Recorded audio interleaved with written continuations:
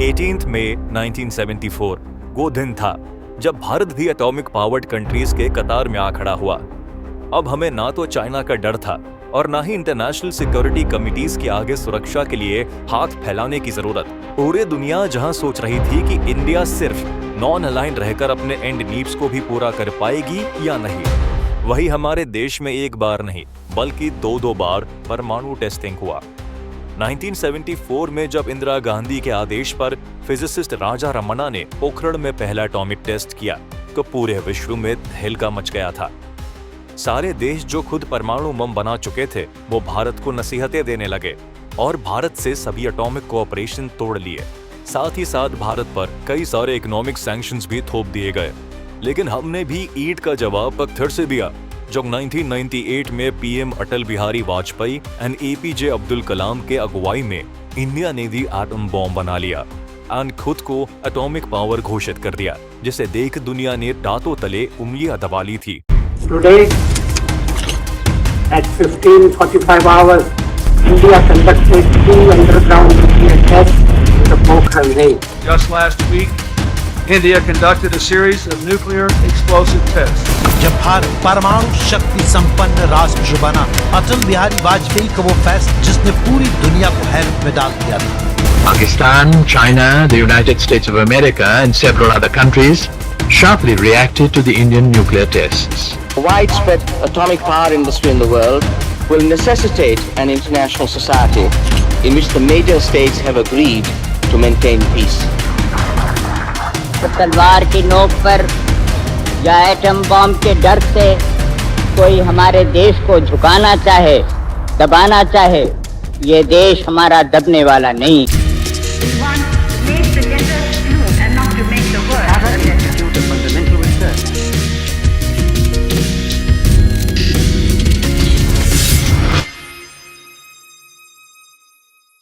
World war 2 के दौरान विश्व ने पहली बार एटॉमिक बॉम्ब का पावर देखा था जब अमेरिका ने पहली बार Fat Man and Little Boy नाम के 2 एटम बॉम्ब्स हिरोशिमा और नागासाकी पर गिराया। इसकी भारी तबाही के बाद जापान ने एक सप्ताह के अंदर ही अनकंडीशनल सरेंडर कर दिया और एलाइज वर्ल्ड वॉर 2 जीत गए।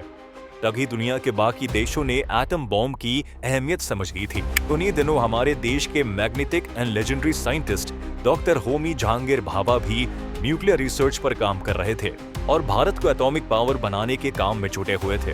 गवर्नमेंट ने कभी भी उन्हें न्यूक्लियर बॉम्ब बनाने की परमिशन नहीं दी, लेकिन उनकी इस बात को सरकार ने तब माना जब 1962 में चाइना भारत पर अचानक हमला कर देता है, जिससे भारत की हार हो जाती है और तभी चाइना ने 1964 में अपना न्यूक्लियर टेस्टिंग कर लेता है। अभी भारत इस हार से उबरा भी नहीं था कि तुरंत 1965 और 1971 में पाकिस्तान पर हमला कर देता है। और तो और इन्हीं दिनों 1971 के वॉर में British navy fleet Arabian sea से और US navy bay of Bengal की तरफ से भारत को घेरने लगते हैं। ऐसी स्थिति में अगर ये हमला कर देते तो हम 3 तरफा युद्ध में घिर जाते, जहां धरती पर पाकिस्तान, बंगाल की खाड़ी में यूएसए और अरेबियन सी के साइड यूके भारत को उलझाते। ऐसी परिस्थिति में इंडिया ने यूएसएसआर को अर्जेंट मैसेज भेजकर हेल्प मांगी।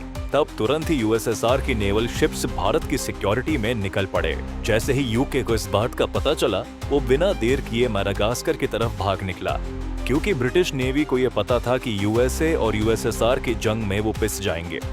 यूएस नेवल शिप्स की यूएस टास्क फोर्स 74 अपने 75,000 टन की क्षमता और 70 फाइटर एयरक्राफ्ट के साथ बंगाल की खाड़ी में उतरने वाला था। वही अपना आईएनएस विक्रांत भी 20,000 टन की क्षमता और 20 फाइटर जेट के साथ शान से यूएसए को मुंह तोड़ जवाब देने को तैयार था। लेकिन यूएसएसआर के naval marine force, cruiser destroyers और न्यूक्लियर वॉरहेड्स के साथ भारत के सपोर्ट में आ खड़े हुए। तब जाकर यूएसए की नेवल फोर्सेस ने बे ऑफ बंगाल में प्रवेश नहीं किया और यूके फोर्सेस की तरह ही अपना मुंह पाकिस्तान से मोड़ लिया। 1971 में भारत की जीत के पीछे यूएसएसआर के सपोर्ट का बहुत बड़ा रोल था। इसी दौरान इंडियन लीडर्स को लगा कि अगर चाइना और पाकिस्तान जैसे देशों का सामना करना है तो न्यूक्लियर वेपन्स जरूरी है। न्यूक्लियर बॉम्ब बनाकर अमेरिका ने न्यूक्लियर एज की शुरुआत जरूर की थी, लेकिन भारत को इस रेस में शामिल करने वाले साइंटिस्ट डॉक्टर होमी जहांगीर भाभा थे। जब अमेरिका ने हिरोशिमा और नागासाकी पर बॉम्ब गिराकर अपनी पावर का शो ऑफ किया था, तभी से होमी भाभा जवाहरलाल नेहरू और कांग्रेस लीडर से ये कहते आए थे कि हमें भी न्यूक्लियर पावर की फील्ड में अपने कदम आगे बढ़ाने की जरूरत है। उनका मानना था कि डिस्ट्रक्टिव बॉम्ब बनाने के अलावा हम पावरफुल न्यूक्लियर एनर्जी का यूज इलेक्ट्रिसिटी जनरेशन के लिए भी कर सकते हैं। इस प्रोग्राम में प्राइम मिनिस्टर जवाहरलाल नेहरू भी काफी दिलचस्पी रखते थे, इसीलिए उन्होंने इस न्यूक्लियर प्रोजेक्ट को पीसफुल डेवलपमेंट के नाम पर ऑथराइज किया था। लेकिन उन्होंने एटॉमिक रिसर्च को सिर्फ पावर जनरेशन तक ही लिमिट रखने के बाद डॉक्टर भाभा से की थी। डॉक्टर भाभा ने 1954 में एटॉमिक एनर्जी एस्टैब्लिशमेंट ट्रॉम्बे को एस्टैब्लिश किया, जिससे कि भारत में मल्टीडिसिप्लिनरी न्यूक्लियर रिसर्च प्रोग्राम को शक्ल दिया जा सके, जो कि भारत के एटॉमिक प्रोजेक्ट के लिए सबसे ज्यादा जरूरी थी। लेकिन 1966 में डॉक्टर भाभा के प्लेन क्रैश में डेथ के बाद इस काम को दूसरे फिजिसिस्ट ने आगे बढ़ाया। इन्हीं दिनों AEET का नाम बदलकर भाभा एटॉमिक रिसर्च सेंटर कर दिया गया, जिसके साइंटिस्ट ने मिलकर भारत के पहले न्यूक्लियर प्रोजेक्ट को आकार दिया। परेशानी ये थी कि आजादी के बाद भी भारत एक बुरे दौर से गुजर रहा था। तब ना तो हमारे पास एडवांस टेक्नोलॉजी थी और ना ही इस फील्ड में प्रोग्रेस करने के लिए एक स्पेसिफिक बजट। हालात इतने बुरे थे कि यूएस और USSR जैसे विकसित देशों के ह्यूमैनिटेरियन एड पर देश चल रहा था। भारत की आधी से ज्यादा आबादी गरीब थी और हमारी इकोनॉमिक डेवलपमेंट की गाड़ी ने रफ्तार नहीं पकड़ी थी। लेकिन इसी बीच USSR, UK और फ्रांस वो देश बन गए थे जो न्यूक्लियर बॉम्ब बनाने और उसकी टेस्टिंग करने में सफल हुए। फिर ज्यादा देर ना करते हुए चाइना ने भी अपना पहला न्यूक्लियर टेस्ट कंडक्ट किया और इसी के साथ चाइना न्यूक्लियर पावर्ड कंट्रीज की लिस्ट में शामिल हो गया। अब दुनिया में 5 ऐसे देश थे जो घातक न्यूक्लियर टेक्नोलॉजी से किसी भी देश को तबाह कर सकते थे। इस लिस्ट का सदस्य भले ही भारत नहीं था, लेकिन दुश्मन देश चाइना के इस लिस्ट में शामिल होते ही भारत पर भी प्रेशर बन गया था कि वो अपने डिफेंस टेक्नोलॉजी को दुरुस्त करे। अब ऐसा इसीलिए क्योंकि 1962 में भारत और चाइना के बीच बॉर्डर डिस्प्यूट को लेकर सीनो इंडियन वॉर हुआ था। इस वॉर में न केवल भारत को शिकस्त मिली थी, बल्कि हजारों जवान शहीद हो गए थे और 38,000 स्क्वायर किलोमीटर इंडियन टेरिटरी अब इस वॉर के बाद चाइना के कब्जे में चला गया। इसके अलावा इंडिया को चाइना के न्यूक्लियर प्रोजेक्ट की जानकारी 1961 में ही लग गई थी। उसके ऊपर से ये वॉर्स और कॉन्फ्लिक्ट्स ने इंडिया को न्यूक्लियर पावर बनने पर सोचने को मजबूर कर दिया। देश की इकोनॉमी लड़खड़ा गई थी और ताकतवर होता पड़ोसी देश भारत की रक्षा के लिए एक बड़ा सरदर्द बन चुका था। कई एक्सपर्ट्स मानते थे कि डिफेंस और डेवलपमेंट में अगर भारत पीछे हुआ तो चाइना के साथ अगली लड़ाई भारत के लिए महंगी साबित हो सकती है। सिक्योरिटी के इसी खतरे की वजह से अब भारत ने भी अपने कदम न्यूक्लियर वेपन्स की तरफ मोड़ लिए थे। इसके अलावा इंडो पाकिस्तान वॉर भी भारत के फर्स्ट न्यूक्लियर टेस्ट के लिए एक बड़ी वजह बनी थी। दरअसल इस वॉर में हमारे दुश्मन पाकिस्तान को चाइना की तरफ से पूरा सपोर्ट मिला था, लेकिन अमेरिका ने भारत को सपोर्ट देना तो दूर, उल्टे पाकिस्तान के सपोर्ट में चला गया। ऐसे में सेल्फ रिलायबल होना और अपने लिए न्यूक्लियर टेस्ट करना ही भारत के लिए लास्ट ऑप्शन था। हालांकि अपने टाइम में जवाहरलाल नेहरू ने न्यूक्लियर प्रोग्राम के पीसफुल डेवलपमेंट को मंजूरी दी थी, लेकिन संसद में उन्होंने ये भी साफ किया था कि भारत कभी न्यूक्लियर वेपन नहीं बनाएगा। पर उनका लिया ये फैसला भी जल्द ही बदल गया जब सत्ता की कमान प्रधानमंत्री लाल बहादुर शास्त्री के हाथों में आई। 1966 आते आते रूलिंग पार्टी से लेकर सारे लीडिंग इंडियन साइंटिस्ट लॉबी का भी यही मानना था कि इंडिया को एटॉमिक वेपन्स में सेल्फ रिलायंट होना बहुत जरूरी है। वहीं दूसरी तरफ Russia, USA, UK, France and China ने नॉन प्रोलिफरेशन ट्रीटी बनाई, जिसमें कहा गया कि NPT के मेंबर्स न्यूक्लियर वेपन टेक्नोलॉजी को बढ़ने से रोकेंगे। उनका ये भी कहना था कि देश अब किसी भी दूसरे देश को इस खतरनाक वेपन को बनाने नहीं देंगे। ऐसे में फिर NPT की दोहरी नीति से भी भारत नाराज हो गया। That's why इस ट्रीटी पर भारत ने साइन नहीं किया और ये डिसाइड किया कि अब भारत भी अपना एटम बॉम्ब बनाएगा। इसी बीच लाल बहादुर शास्त्री के डेथ के बाद जब 1966 में इंदिरा गांधी के हाथ में सत्ता आई, उन्होंने भी फैसला कर लिया था कि भारत भी न्यूक्लियर बॉम्ब बनाने पर काम जारी रखेगा। ऐसे में साल 1972 में जब Indira Gandhi Bhabha atomic research centre के दौरे पर गई थी, तभी उन्होंने न्यूक्लियर बॉम्ब के प्रोजेक्ट को ग्रीन सिग्नल दे दिया था। इस प्रोजेक्ट पर वेस्टर्न कंट्रीज की पैनी नजर थी। यूएस से लेकर यूएसएसआर तक कोई भी डेवलप देश नहीं चाहता था कि भारत भी न्यूक्लियर क्लब का हिस्सा बन जाए। खुद न्यूक्लियर बॉम्ब बनाकर दूसरे देशों को आंख दिखाने वाले वेस्टर्न नेशंस नहीं चाहते थे कि कोई और भी इस खतरनाक शक्ति के मालिक बन बैठे। इन्हीं चुनौतियों के बीच न्यूक्लियर बॉम्ब बनाने का काम 2 टीम्स को सौंपा गया था, जिसमें पहली टीम को बार्क यानी कि भाभा एटॉमिक रिसर्च सेंटर के डायरेक्टर राजा रमना लीड कर रहे थे, जबकि दूसरी टीम को लीड करने का जिम्मा DRDO के डायरेक्टर BD नाग चौधरी को सौंपा गया था। इसके अलावा PK अयंगार, राजा गोपाला चिदम्बरम जैसे साइंटिस्ट भी इस प्रोजेक्ट से जुड़े हुए थे।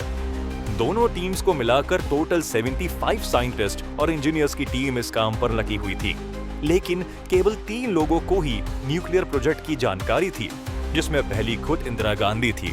मिशन की सीक्रेसी को बरकरार रखने के लिए डिफेंस मिनिस्टर और होम मिनिस्टर को भी इस प्रोजेक्ट की इंफॉर्मेशन से बाहर रखा गया था। जैसे जैसे प्रोजेक्ट डेवलप होता गया, वैसे वैसे डिवाइस को बनाने के लिए साइंटिस्ट को काफी मुश्किलों का सामना करना पड़ा।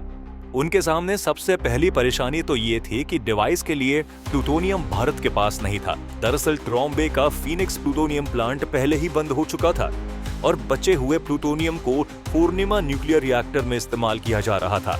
ऐसे में प्लूटोनियम की डिमांड को पूरी करने के लिए 1973 में पूर्णिमा को शट डाउन कर दिया गया था, ताकि वहां से प्लूटोनियम लेकर न्यूक्लियर टेस्ट में इस्तेमाल किया जा सके।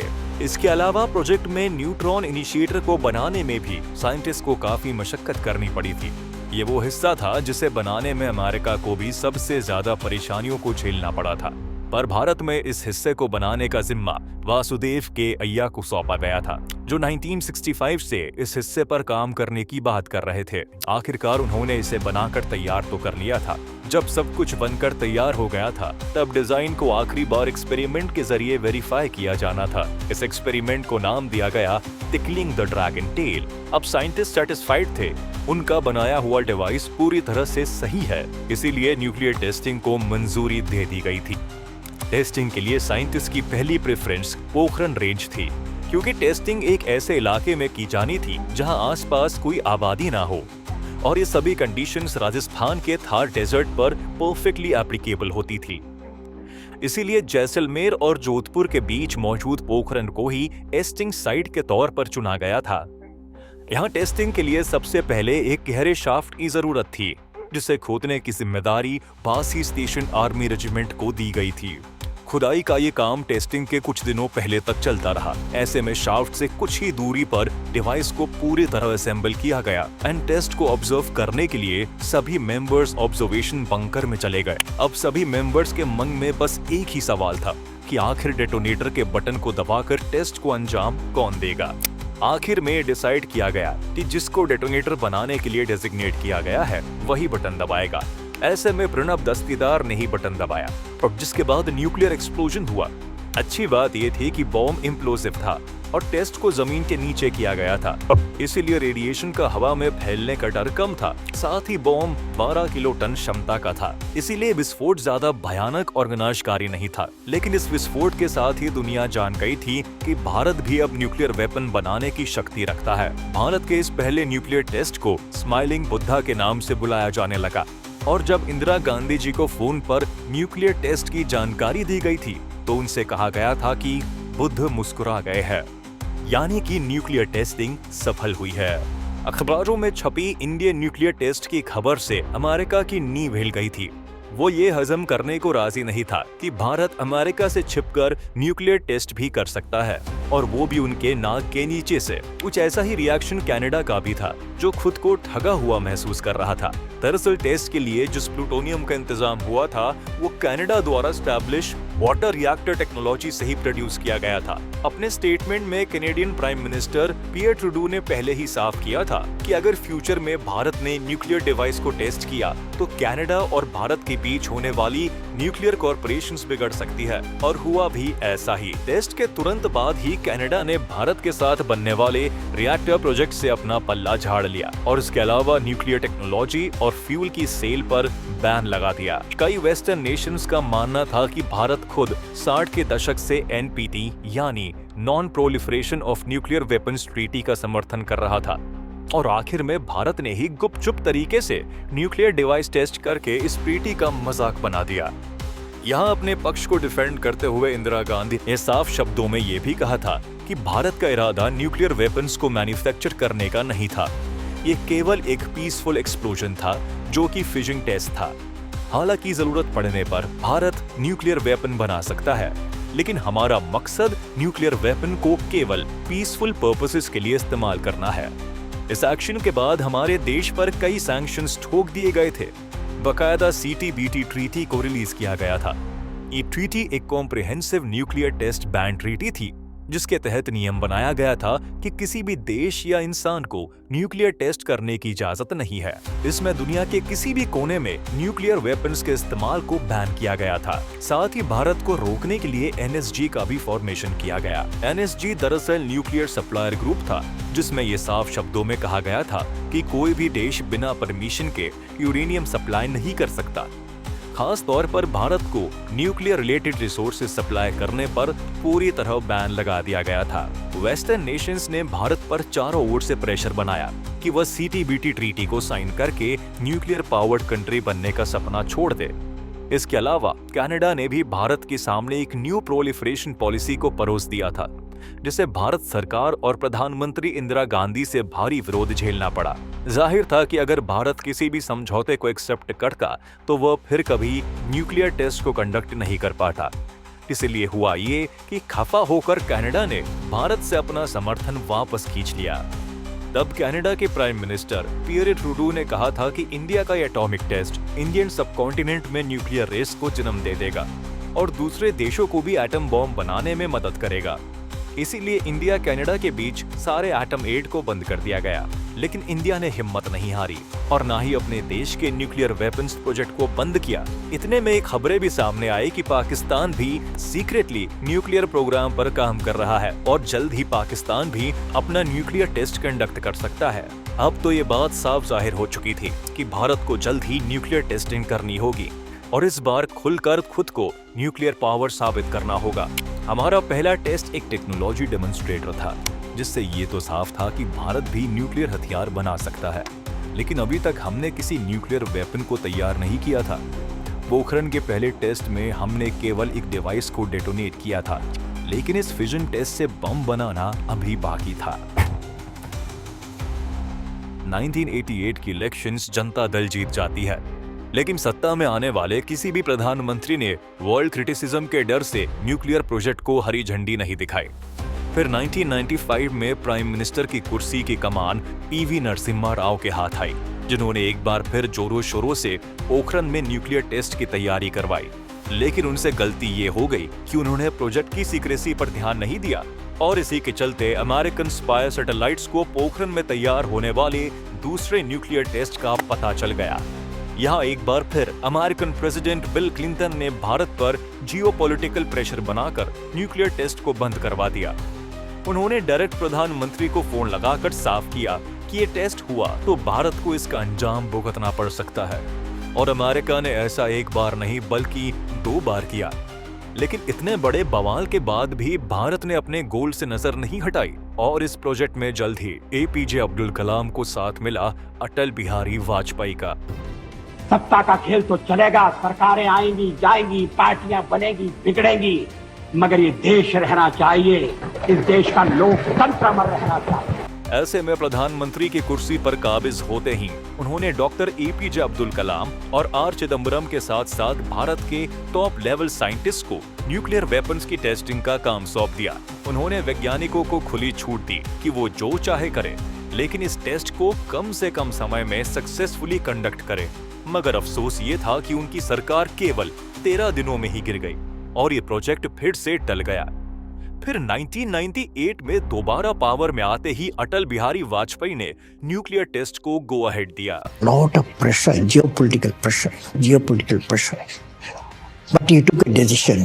India will go ahead with the test. इस काम में सबसे बड़ा रोल DRDO के head APJ Abdul Kalam, bark के हेड अनिल काकोडकर और डिपार्टमेंट ऑफ एटॉमिक एनर्जी के हेड R चिदम्बरम का रहा था।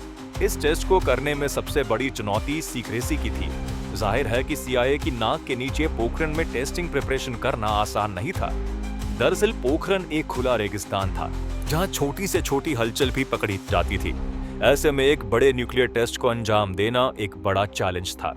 साथ ही भारत को ये टेस्ट केवल अमेरिका से ही नहीं बल्कि अपने पड़ोसी देश पाकिस्तान और बाकी नेशंस की निगरानी से भी बचकर करना था। ऐसे में इस काम के लिए इंडियन आर्मी की 58th इंजीनियर रेजिमेंट को चुना गया, जिनके कंधों पर न केवल टेस्ट साइट को प्रिपेयर करने की जिम्मेदारी सौंपी गई बल्कि इसके सीक्रेसी को मेंटेन करने की रिस्पॉन्सिबिलिटी भी दी गई। इंडियन आर्मी ने इस मिशन को बखूबी निभाया। सैटेलाइट्स और CIA की नजरों से टेस्ट को बचाने के लिए आर्मी ने सैंड ड्यून्स का सहारा लिया। साथ ही उन्होंने ऐसे पैंतरे अपनाए कि टेस्ट की खबर सीनियर गवर्नमेंट ऑफिशियल्स के कानों तक भी नहीं पहुंच पाई। टेस्ट साइट पर जो भी साइंटिस्ट और इंजीनियर्स काम करते थे वो एक दूसरे से कोड वर्ड्स में बात करते थे। साथ ही असली नाम के बजाय वो कोड नेम का इस्तेमाल करते थे। जैसे कि डॉक्टर APJ अब्दुल कलाम को मेजर जनरल पृथ्वीराज के नाम से जाना जाता था, वही R चिदम्बरम को मेजर जनरल नटराज कहकर बुलाया जाता था। सभी साइंटिस्ट के लिए इंस्ट्रक्शंस थे कि टेस्ट साइट पर वो आर्मी की यूनिफॉर्म में ही काम करे। इसके अलावा टेस्ट साइट पर ज्यादातर काम रात को किया जाता था, क्योंकि रात को अंधेरे की वजह से सैटेलाइट की विजन पावर पर इम्पैक्ट पड़ता था। ऐसे में मौके का फायदा उठाकर शाफ्ट डिगिंग और इक्विपमेंट्स के काम को रात में अंजाम दिया जाता था। साथ ही सैटेलाइट के पोखरण पर वापस फोकस करने से पहले ही सभी ऑब्जेक्ट्स और इंस्ट्रूमेंट को उनकी एग्जिस्टिंग पोजीशन पर प्लेस कर दिया जाता था। CIA को इस प्रोजेक्ट की भनक ना लगे, इसके लिए पोखरण साइट पर आर्टिफिशियल वेजिटेशन को उगाया गया था। सेंसर केबल्स को रेत से ढक दिया जाता था। साथ ही बॉम्ब शाफ्ट को कैमोफ्लेज नेटिंग से भी कवर कर दिया जाता था। अपनी स्ट्रेटजी को 100% फुल प्रूफ रखने के लिए आर्मी ने एक और डायवर्जन भी क्रिएट किया था। उन्होंने पोखरण रेंज के पास ही क्रिकेट टूर्नामेंट को भी ऑर्गेनाइज कराया था। यहाँ दिन में कई सारे सैनिक क्रिकेट खेलते थे। इससे CIA को लगता था कि पोखरण में कोई क्रिकेट टूर्नामेंट चल रहा है और टेस्टिंग का काम फिलहाल बंद है। इसी डायवर्जन के बीच धीरे धीरे टेस्टिंग प्रोजेक्ट पर भी काम चलता रहता था। वैसे इस बात का खास ख्याल रखा जाता था कि टेस्टिंग साइट पर कभी भी ज्यादा वैज्ञानिक एक साथ मौजूद ना रहे। इसके अलावा दूसरे राज्यों से पोखरण आने वाले साइंटिस्ट भी कभी अपने नाम से फ्लाइट टिकट्स नहीं बुक कराते थे, ताकि कोई ना जान पाए कि आखिर इस प्रोजेक्ट पर कौन से साइंटिस्ट काम कर रहे थे। इंजीनियर, आर्मी और साइंटिस्ट की इस टीम ने शानदार कोऑर्डिनेशन और टीम वर्क था, तभी तो साइट को जल्द से जल्द टेस्ट के लिए तैयार कर लिया गया था। वही बर्ग भी एक्चुअल बॉम्ब्स डेटोनेशन के लिए रेडी थे। ऐसे में इन्हें 1 मई 1998 को इंडियन एयरफोर्स के प्लेन के जरिए पहले जैसलमेर लाया गया, फिर वहां से बॉम्ब्स को 4 ट्रक के झुंड में लाद कर पोखरण तक लाया गया। इस दौरान बॉम्ब्स की सिक्योरिटी पर ज्यादा फोकस नहीं डाला गया, क्योंकि इससे न्यूक्लियर टेस्ट के पकड़े जाने का खतरा बढ़ जाता। साथ ही ट्रांसफर के वक्त बॉम्ब्स को व्हाइट हाउस नाम भी दिया गया, ताकि इनके पकड़े जाने के चांसेस 0% हो जाए। एक बार जब बॉम्ब साइट्स पर ट्रांसफर हो गए तो इन्हें शाफ्ट में प्लेस कर दिया गया। टेस्टिंग के दिन पोखरण में हवा वेस्ट की तरफ बह रही थी, जिससे पाकिस्तान के बॉर्डर इलाकों में रेडिएशंस लीक होने का डर था। इसीलिए ना चाहते हुए भी साइंटिस्ट की टीम को वेट करना पड़ा। फिर 3:45 पर जब हवाएं रुक गई तो पोखरण में कुछ ऐसा धमाका हुआ, पूरी धरती कांप उठी। इस दिन भारत ने एक नहीं बल्कि 3 न्यूक्लियर डिवाइस को सक्सेसफुली डेटोनेट करके इतिहास रच डाला। P5 क्लब के अलावा भारत एक इकलौता ऐसा देश बना जिसने अपनी ही टेक्नोलॉजी के बलबूते पर न्यूक्लियर टेस्ट किया और अमेरिका के होश उड़ा दिए। 11 मई के बाद भारत ने 13 मई को भी 2 एक्सपेरिमेंटल डिवाइस डेटोनेट करके इंटरनेशनल लेवल पर अपना एक अलग नाम बना लिया था। अभिनंदन होना चाहिए वैज्ञानिकों का, उन इंजीनियरों का जिन्होंने पोखरण में जो कुछ हुआ उसे सफलतापूर्वक करके दिखाया। भारत की इस बड़ी अचीवमेंट को ऑपरेशन शक्ति का नाम दिया गया। देश में जहां उस न्यूक्लियर टेस्ट के चलते जश्न का माहौल था, वहीं सभी वेस्टर्न नेशंस में मातम पसरा हुआ था।